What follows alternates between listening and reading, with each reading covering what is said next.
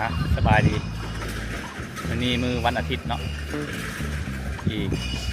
อื่นกลับแล้ววันนี้ก็มากับมิวเอ็กดูใจอีกแล้วเนาะเอากระป๋องขวดกระติกขวดแก้วมาขายอยู่นี่เพิ่นคืนเงินให้10 เซนเนาะต่อกระป๋องต่อขวดจะไปเบิ่งกันว่าเห็นเท่าไหร่นี่เป็นสูตรรีไซเคิลเพิ่นเนาะสูตรรีไซเคิลเพิ่นเอากระมากับมิวเอ็กเนาะรีไซเคิล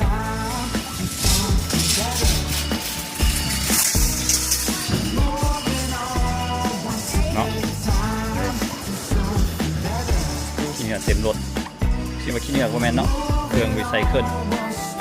ไปเบิ่งมาเป็นเห็ดกันได้เนาะเขาจะเอากระตุกควันชนิดมีตู้ครับขวดพลาสติกฟองขวดเกียร์แก้วเลยเนาะยัดเข้าไปเลยเนาะ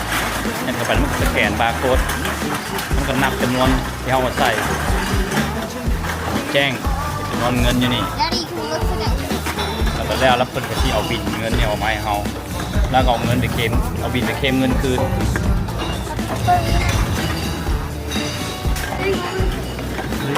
เลื่อนเข้าไปแล้วก็แยกเองเลยว่าของแบบใดมาเป็นแยกเอง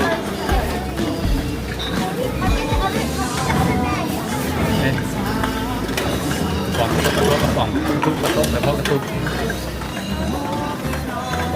หักลาย